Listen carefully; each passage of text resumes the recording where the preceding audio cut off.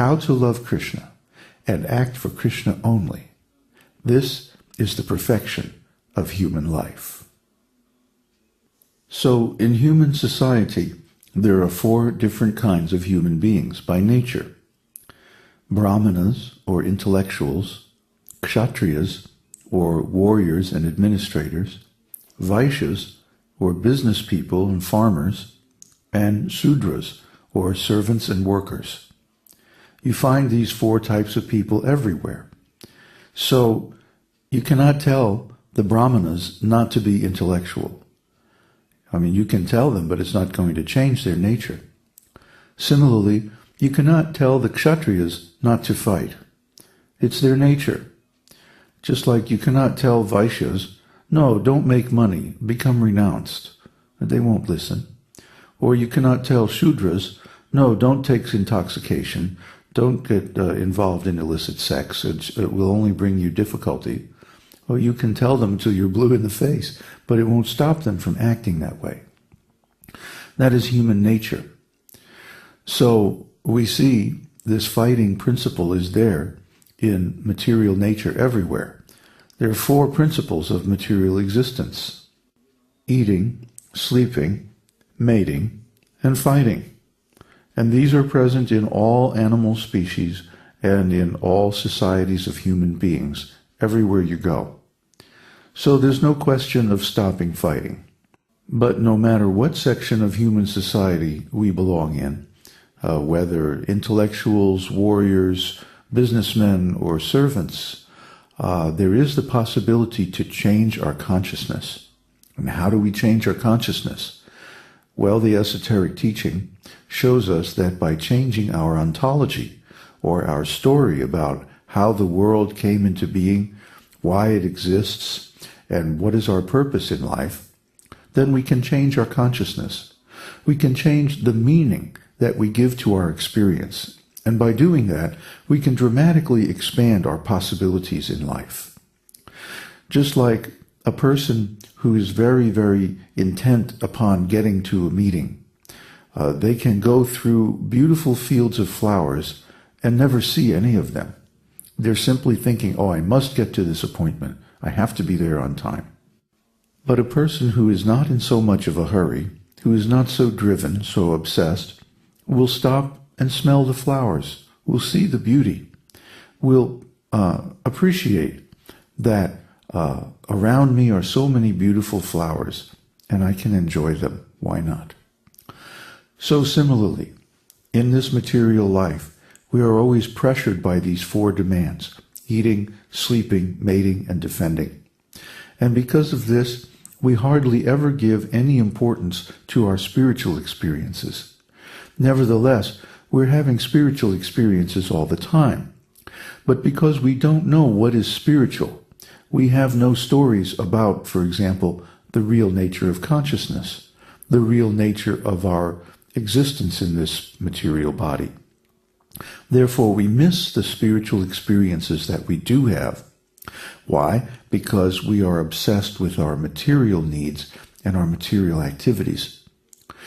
But are these material activities really helping us?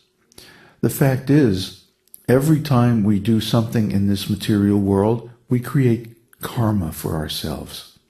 So as a result of this karma, we again have to take birth in this material world and suffer the 3-fold miseries of material existence. The 3-fold miseries are Adi-daivik, means coming from the demigods, Adi-atmik, coming from our own selves, and Adi-bhautik, coming from other living entities. For example, last year we had a big hurricane, Katrina, and that is caused by the demigods. The weather is controlled by them. And when we don't execute religious duties properly, the weather gets weird, violent.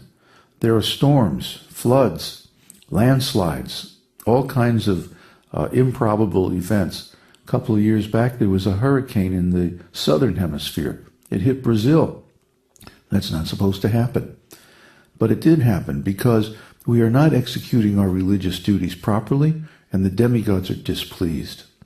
So they will cause all kinds of problems, you will see. global warming, and so on. Adhyatmic means that a lot of times we create our own miseries. We don't eat properly, or we don't sleep properly. We don't exercise, or we don't take care of ourselves in different ways, leading to long-term conditions, chronic diseases, and so forth. Or we do stupid things, driven by lust or driven by our obsessions with different material things, thinking that we're going to get happiness out of them. We do stupid things that result in our getting in trouble or even thrown in jail or something like that. So this is adhyatmic miseries. Because we don't take this esoteric teaching to heart, and we don't become free from the need to take a material body, we cause ourselves to take another birth in the future.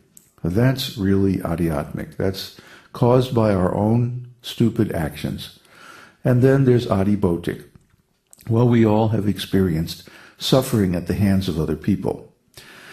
And there are difficult people in this world who seem to exist only for the purpose of giving others a hard time. That is everyone's experience.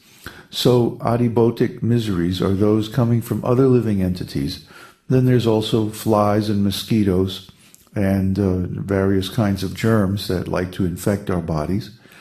And these are causing us misery. So in this world, there are three main types of misery. Adhidaivic, coming from the demigods, adhibhotic, coming from other living entities, and adhyatmic, caused by ourselves. And let's not forget old age, disease, death, and finally rebirth. Now, these are all different kinds of suffering that we're going to have to experience if we stay in this material world. So, how do we get out of this material world? Well, we have to stop creating karma for ourselves. Because the karma, good or bad, means we have to take another body in order to experience it. So the way that we stop creating karma is to dedicate our activities to the service of the Supreme Lord. This is called karma yoga. Karma means activities of cause and effect. And yoga means linked up with the Supreme Lord. So karma yoga means activities that are dedicated to the purpose of satisfying the Supreme Lord, Kṛṣṇa or Vishnu. These activities have to be in line with our own nature. Otherwise, it will be impossible to perform them. Now, there are some spiritual activities like chanting the holy name, offering our food to God, performing religious ceremonies of different kinds, and these are for everyone. But then there are specific duties for different kinds of people. For example, the brahmanas, or intellectuals, their duty is to teach. They write, they speak, they produce artifacts like these podcasts, temples, they design different types of worship, they teach people the principles of spiritual life in so many different ways. These are the duties of the brahmanas: to know the scriptures, to realize the supreme truth, and then to teach others. The duties of the kshatriyas are to manage society very nicely and to fight. But they should do this for Kṛṣṇa. They should do it according to spiritual principles as given in the Shastra. That will create a nice atmosphere so that we can all recover our perfect bodies.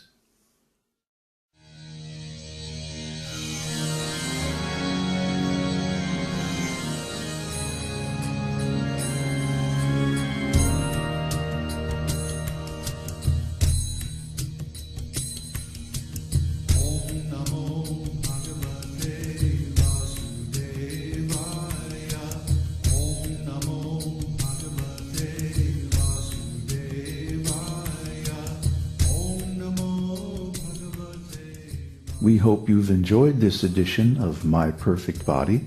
This is David Hughes, your host, reminding you to visit us on the web at esotericteaching.org, where you can purchase the complete Esoteric Teaching Introductory Seminar DVD and many CDs of transcendental music and mantras.